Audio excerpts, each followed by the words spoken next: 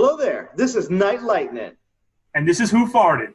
And together we are Fortnite Gamers. Okay, disclaimer for anybody who's never been to this channel before, we use bad language, we have offensive content. If that is not your bag, baby, move on to a different channel.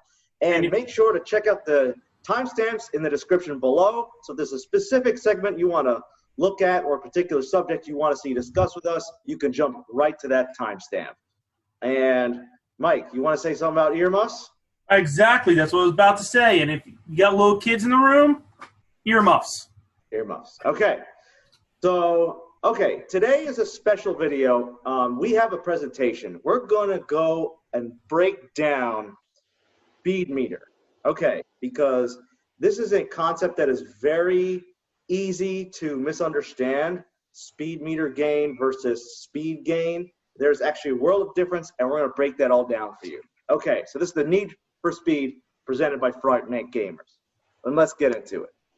Okay, so generally speaking, there are two types of speed boosts in Disney Sorcerer's Arena.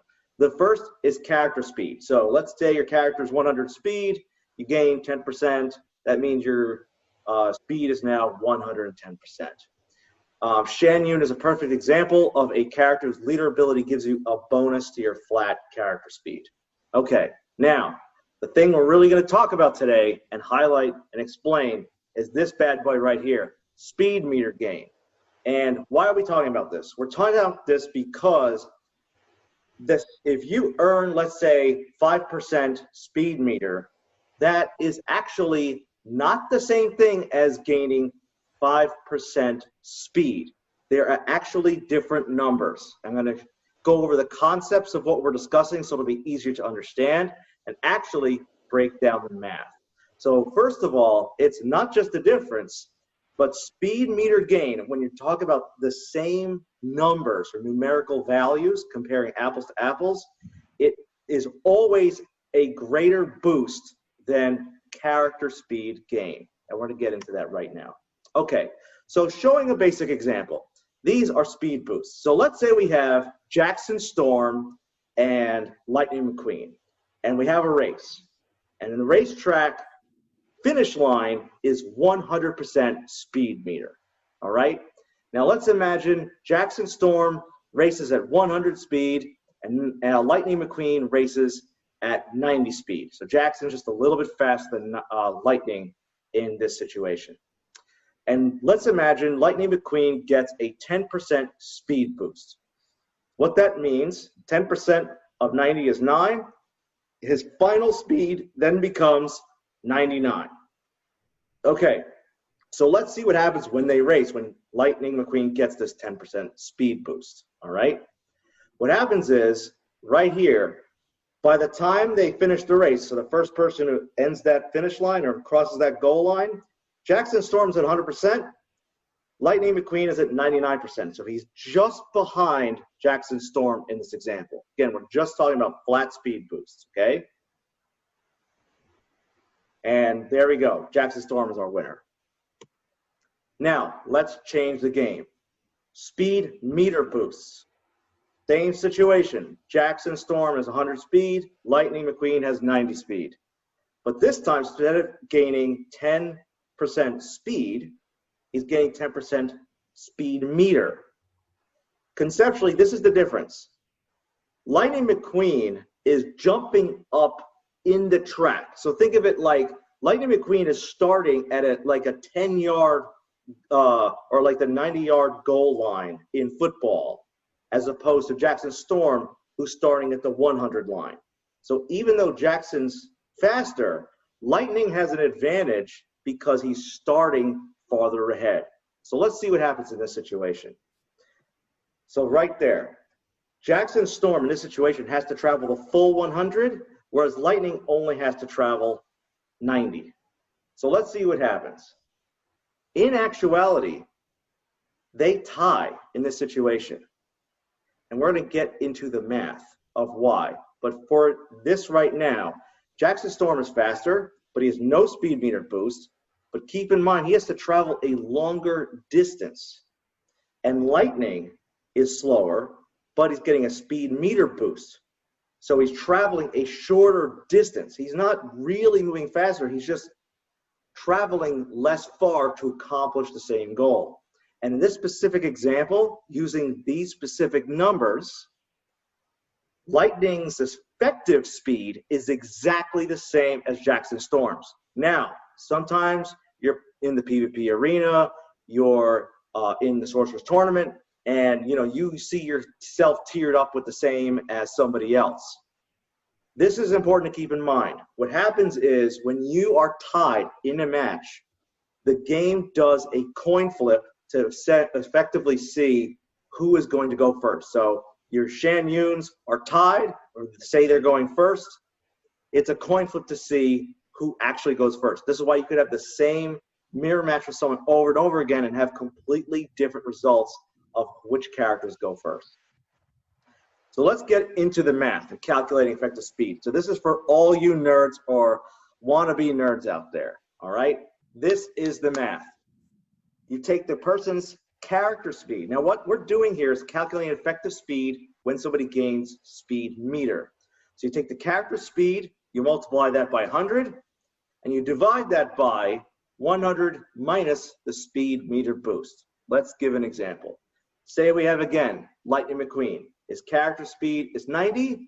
He gains 10% speed meter. So we are moving the character speed up to the numerator, so it's 90 times 100. Our answer is 9,000. And we're taking that 100 and subtracting in the denominator that 10% speed meter increase. And when you do these, you see I'm using whole numbers. So it's 100 minus the 10 gives us that 90. And we're dividing the numerator by the denominator here. And this is how we accomplish Lightning McQueen gaining 100 speed. Remember, when he gained that 10% speed flat before in the first example, he's only gaining 99. In this, he's gaining 100. So as opposed to losing to Jackson Storm, he's tying in this example.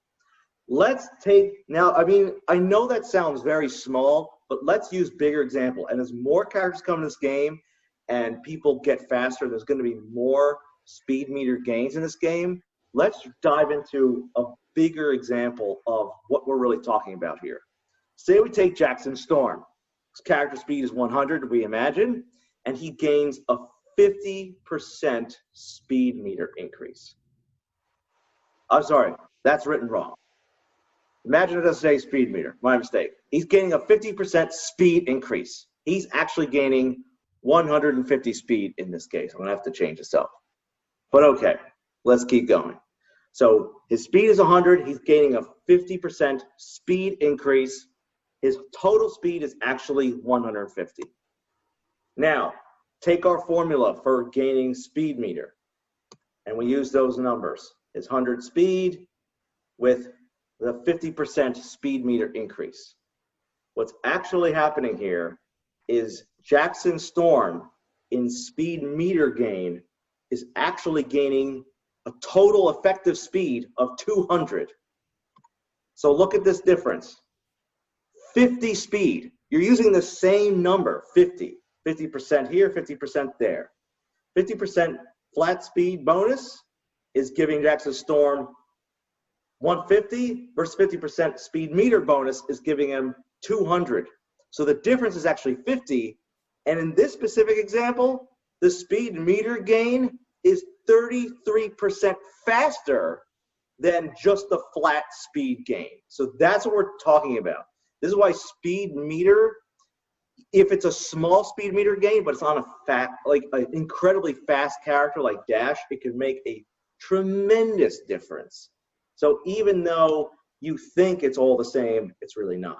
Now, let's get into another example, because there's another instance of speed meter manipulation in this game, and that is speed meter removal.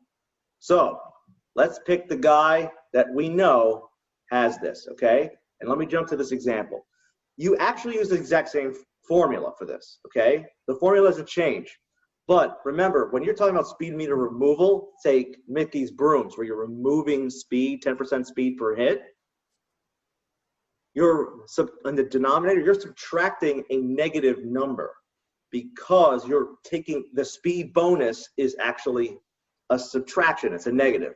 So to make math a little easier on your calculators, we're going to switch this to 100%, 100 plus speed meter removal. You just take the number you're subtracting, 30, let's say, and you add 100 to that number for your denominator. Let's take Sorcerer Mickey. This is my guy. I have a tier 5 Mickey whose speed is 107. Let's say I'm in a mirror match fighting against another Sorcerer Mickey, also tier 5, speed 107. Let's say I slam him with my brooms. 2 of those hits were effective, removed 10% speed meter each for a grand total of 20% turn meter. So my Mickey is removing 20% turn meter from the other Mickey who has the same speed. So 107 times 100 gives us 10,700 in the numerator. The denominator, it's 100 for simplicity's sake, plus the 20 that we're removing gives us 120. We divide those numbers up. So what's happening? I am removing enough turn meter so that the opponent Sorcerer Mickey is now 89.17. Now, disclosure, I don't know what the game does with decimal points when it's not exact math. Round down, round up in certain situations, down in other situations. My guess is they just completely cut off any decimal points. So even if it's like 89.99, I would guess they just make it a flat 89. So that's something to consider.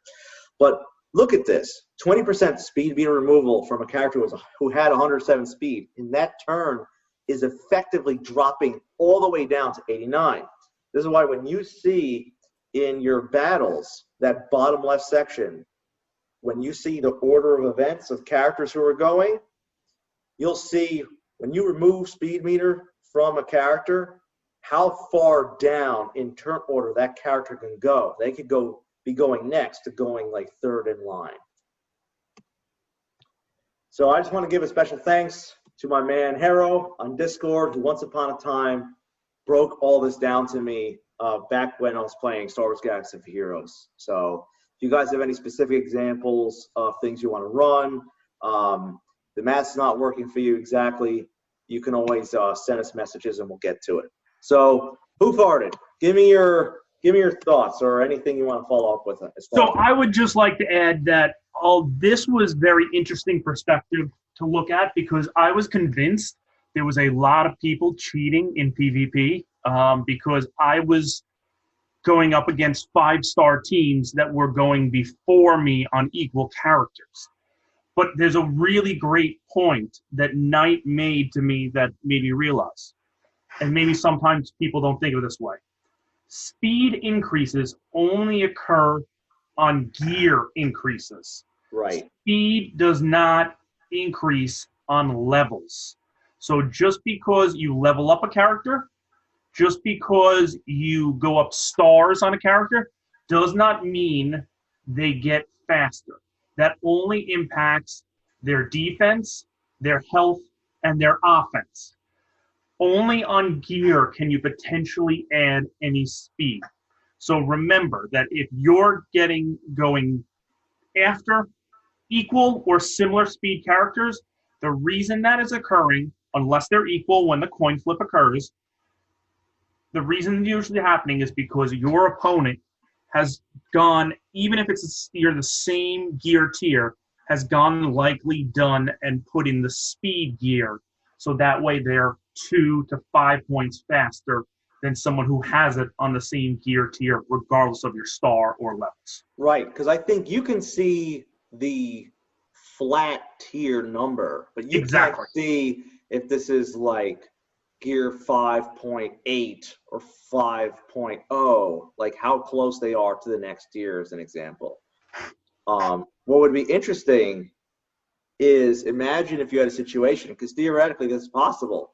You have a mirror match of 1-star characters versus 7-star characters, and all the 1-stars could go first. Yep. It's definitely possible. So it's one very important thing to realize. And one thing that I want to call out even more so, because if you're in the original shard for this game, or you're in this second shard for this game, you should be right now running into times where everybody has gear 5. And maybe you see the odd character getting gear 6. But if you want to give yourself a huge advantage and you don't have the gear to gear that character up to the full 6th gear, maybe you're not level 50, maybe you don't have the gear, whatever it may be. But all of the speed level 5s can be done at level 45 at the lowest. I mean, at the highest. So make sure, spend your currency, spend your energy to hit those speed gears, because it will help you that much more. You want to get outside of the top, you're outside the top 100, you want to get in the top 100, easy way to do it. Same thing, top 50.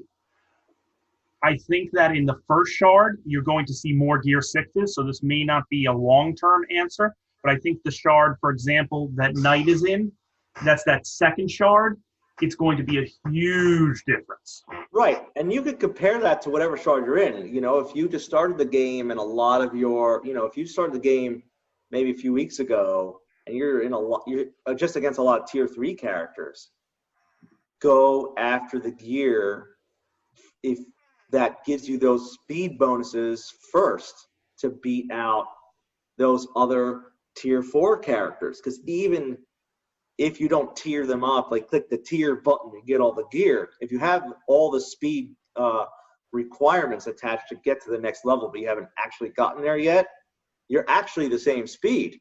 And that's a really good point you make, WhoFartd, because, you know, before I was really going after whatever, you know, gear that, you know, I was just clicking on one randomly and just trying to get one up. But you make a really good point where the first thing I should do is go look at the gear and say to myself, okay, which one gives me speed?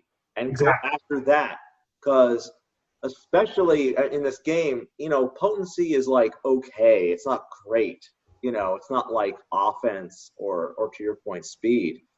So, and there are certain ones that are a little harder to get, but you were just pointing out to me the other day that, like, this one is a lot harder to get because there are 3 other pieces required, which all require other pieces, but you're also getting 3 benefits: offense, defense, and speed. And you just take this up to whatever level you're talking about. So I appreciate you pointing that out. So now that we've ruined our advantage against people that we're facing officially, I think the other thing to mention is that we also have a potential event coming up soon that's going to impact speed across the board. If it's anything like what everybody experienced with mods in Star Wars Galaxy of Heroes, where it changed the game entirely, we have speed crystals coming soon. Yeah. I think the Wilds event for the other crystals was what, about 2 weeks ago? Yes. I want to say. So this is going on now. So I mean, if that cadence continues, maybe speed crystals show up in 2 weeks. Now, look, I'm the first person to point it out. Last video, I basically doubled down before they announced this. Or maybe it was 2 videos ago, where I was convinced mythical characters, because almost nobody has them who hasn't gotten through Tower 5. I was convinced mythical were going to be required, but mythical are the requirements for this health and crit chance. So, which begs the question, what do we think is going to be required for speed? And I have 3 ideas, but I want to hear your ideas. Okay, start off with, I'm assuming you will need both Elsa, Zerg, and 3 characters you cannot unlock at all yet in the game. That's awesome. Well, actually, that was one of my ideas, is that we're all looking at factions. And it's possible maybe you need a hybrid team. Maybe they'll say, all right, you need 1 Oceanic, 1 Mythic, 1 Kingdom, 1 Wild, and 1 like I don't know, downtown, right?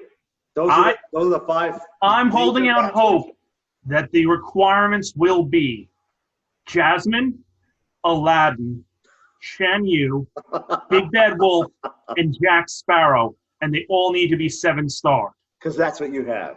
That's exactly the team I'm running. So, here's the hoping. Right. So I think there's 3 possibilities. So we hit on one major one, which is one of each faction, because that would be really cool, actually. And I think that's workable for a lot of people. And maybe it'll be an extremely hard event, but I like that potential diversity. And the fact it would be harder because you're not necessarily going to get like obvious synergy. So I would like to see the creative teams people come up with having to pick one of different factions. You were the one who brought this up to me, which is potentially Oceanic. And maybe we'll get, with you really only have access to 4 immediately right now.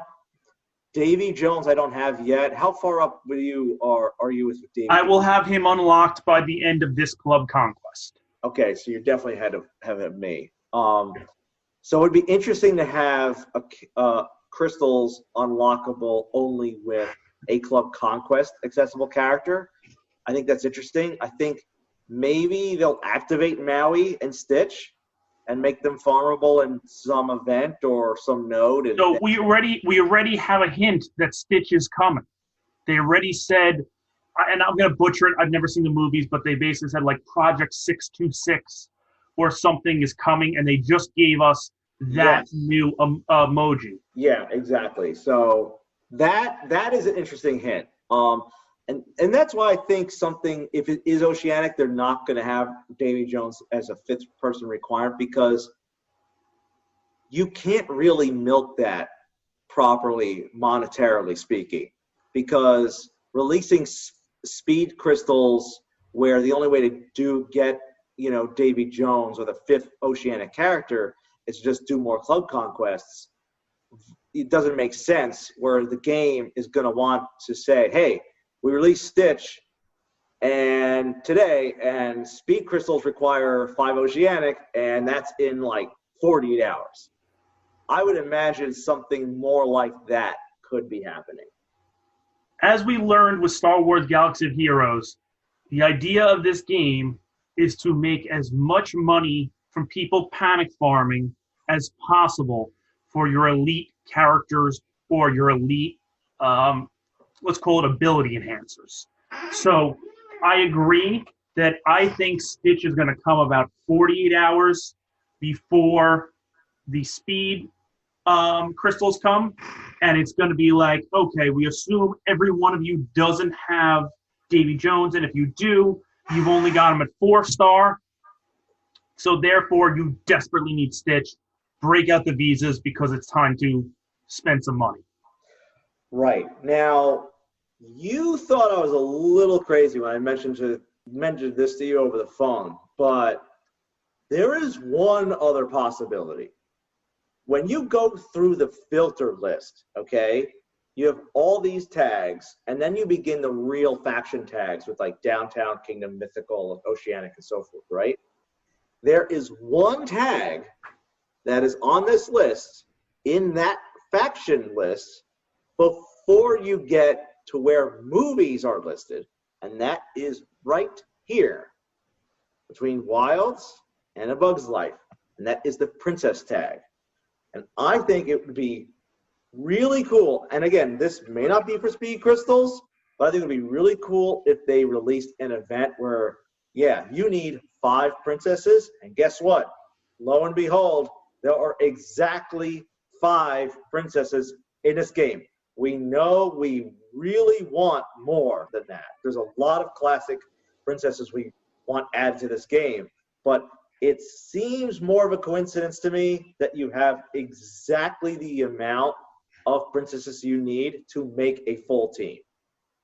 Now okay, so I have a couple issues with that, and I'll explain exactly why I thought that Knight was going a little crazy when he recommended this. Okay.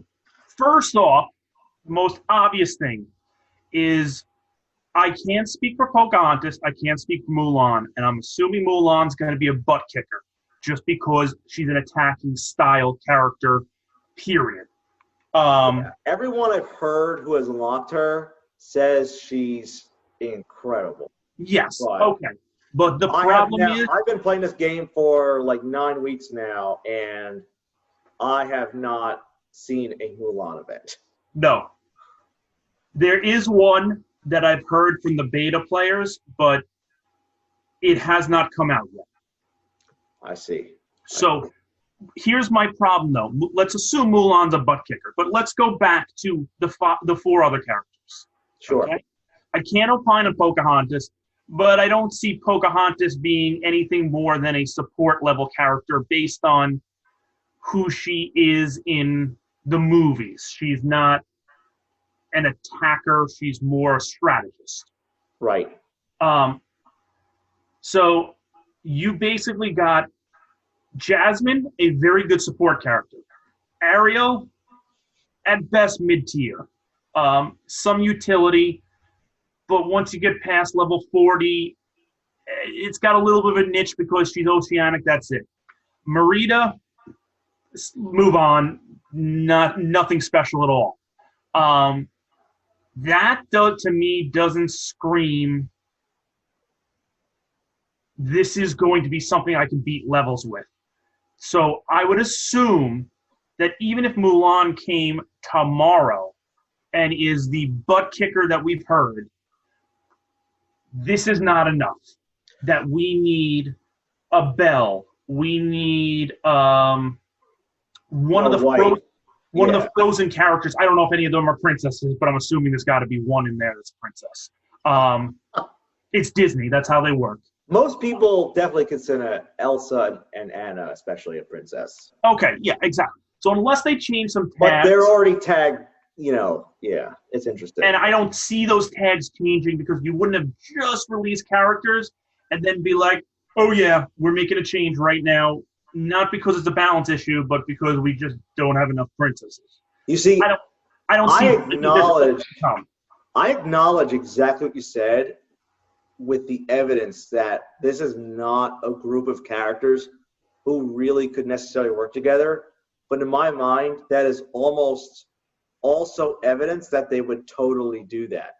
Because the thing you got to realize, too, about even acquiring the crystals we can, say in this current event running, the first difficulty level requires tier 4 gear, and it goes up from there. I agree. It's not even like unlocking characters. Like, you need the gear on these characters. But that means we need to have 2 events before this occurs, and we're assuming similar cadence. So you're assuming that means we have a full Pocahontas event, and the usual event lengths are 7 days. A full Mulan event. Well, I mean... And in the middle of the Mulan event, we have the speed. I don't see it. It seems to reduce the ability for Disney to get a great cash grab off of this.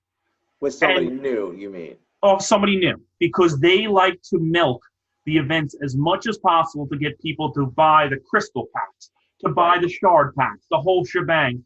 And it seems like the cadence is new event, old, and then maybe new.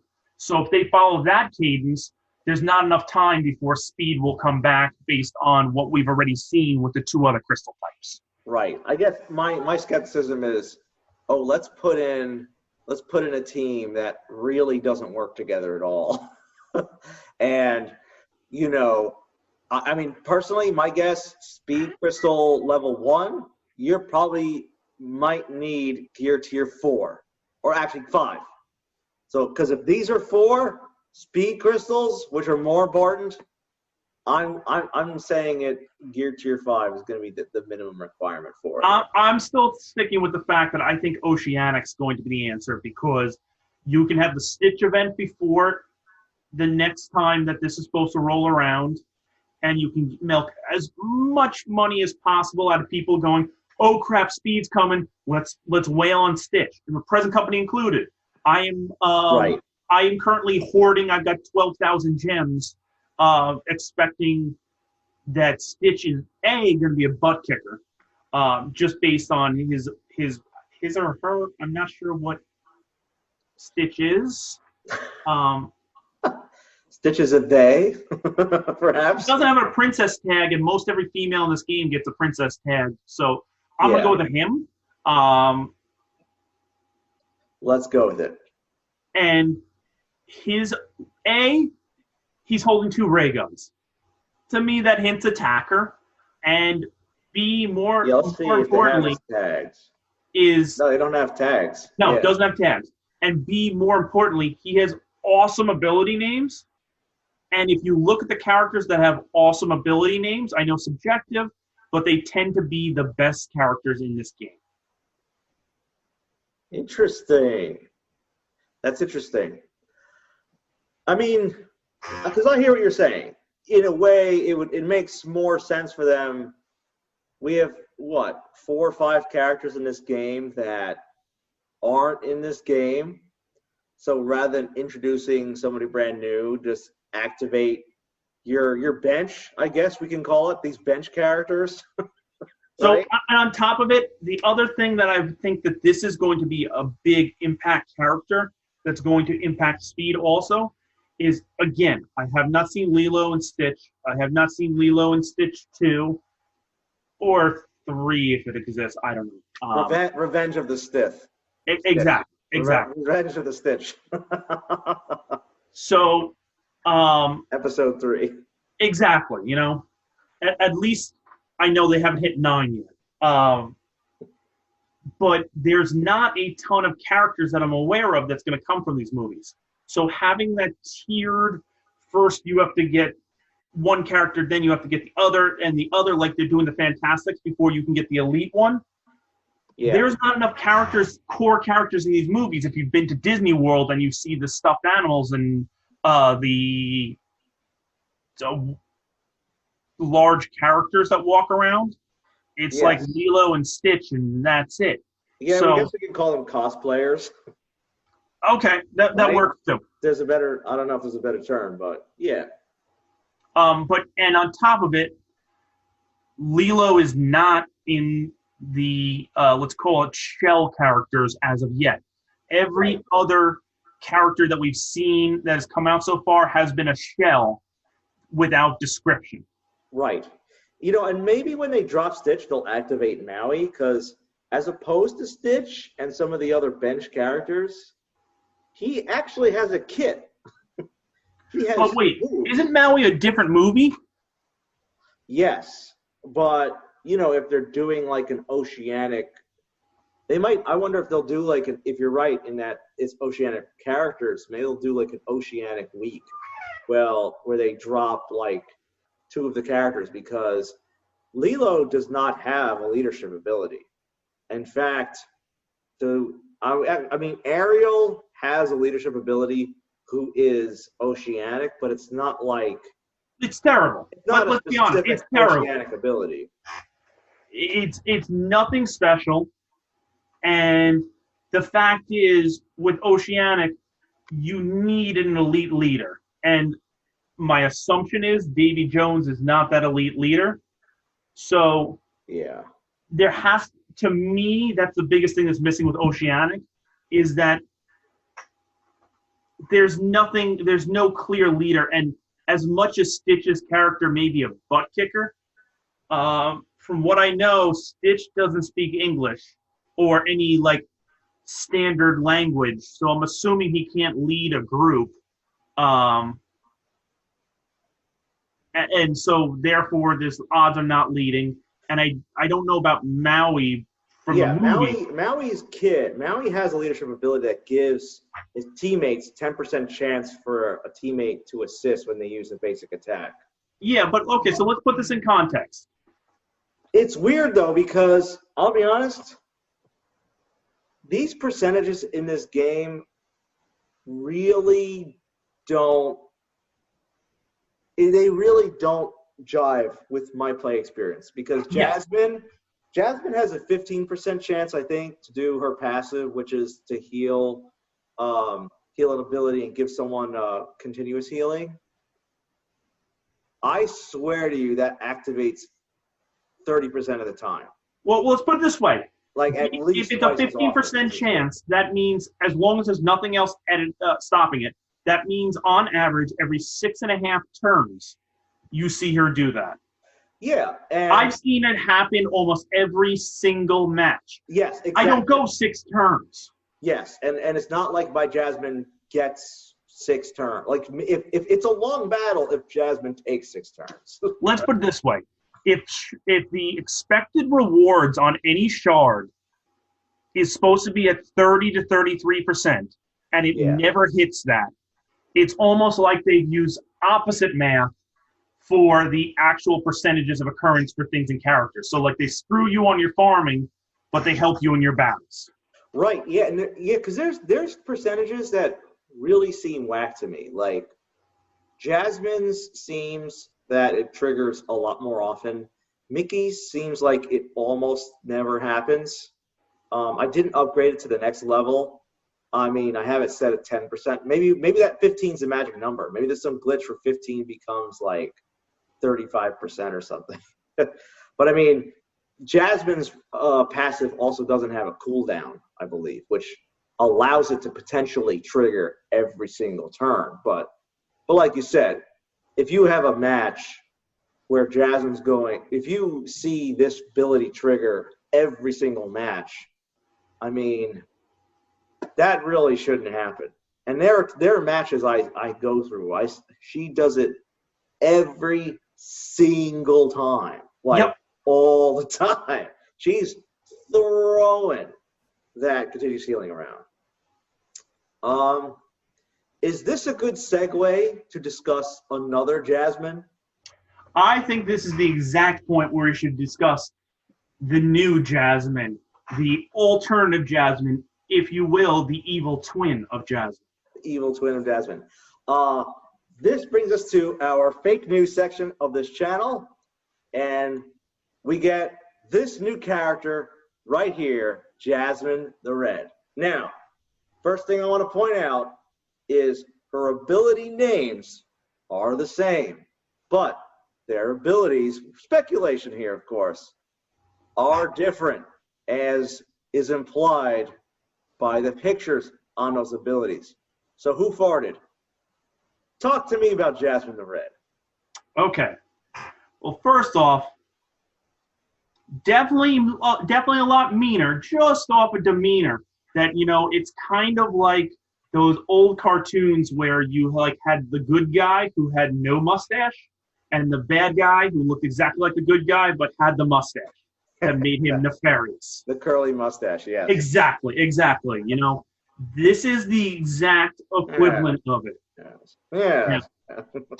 I suspect it may be the wrong time of the month to talk to her also, but that's just me. Paul, that's something else.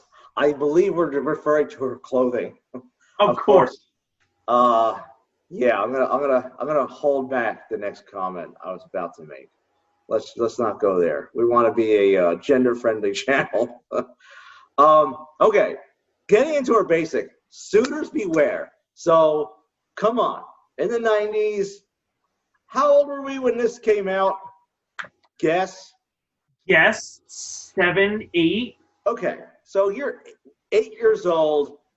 Jasmine does the wardrobe change. You know, this is the scene in Aladdin where Jafar is a sultan. He transforms her, and she is just coming up to him. And man, is that a sweet scene? You know, your jaw drops even as a 7 or 8 year old.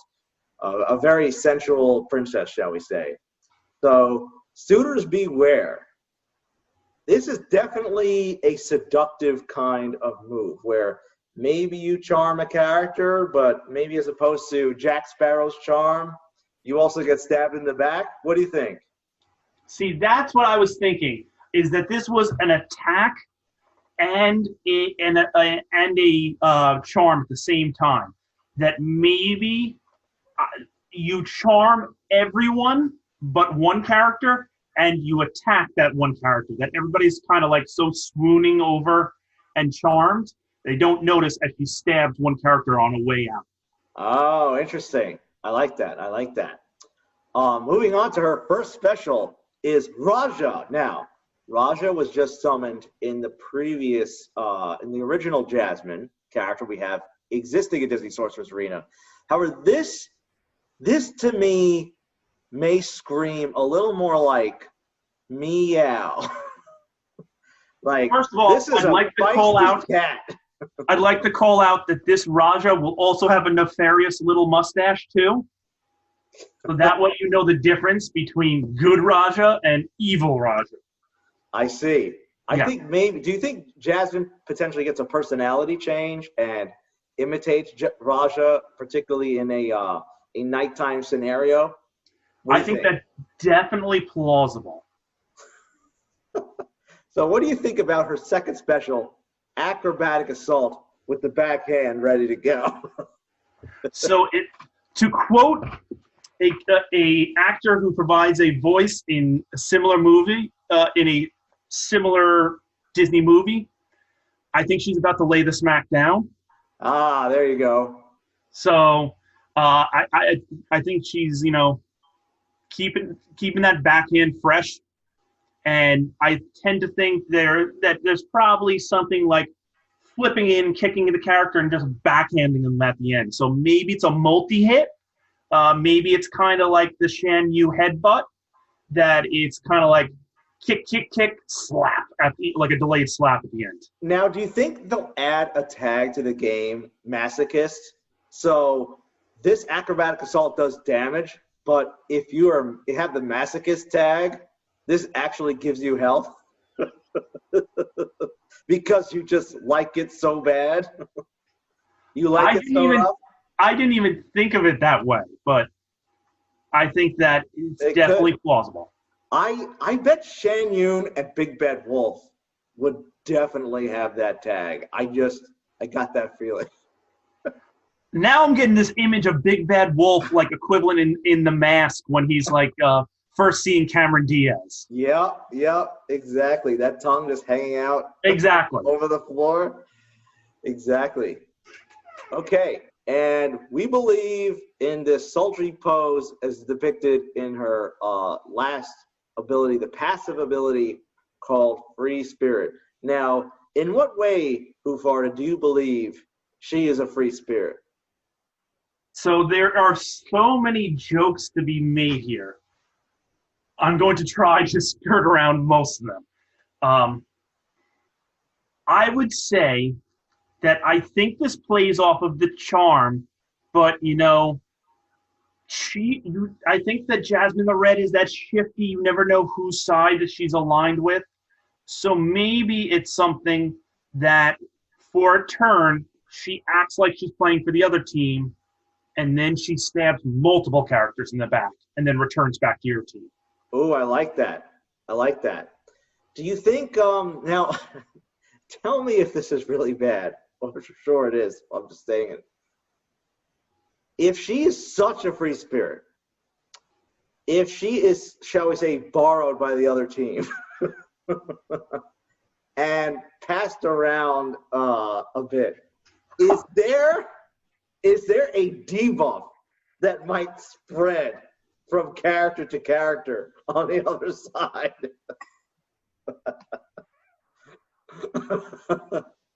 And like we've just moved a transmated debuff. We've just moved from PG-13 to NC-17, everyone. A transmated debuff, as it were.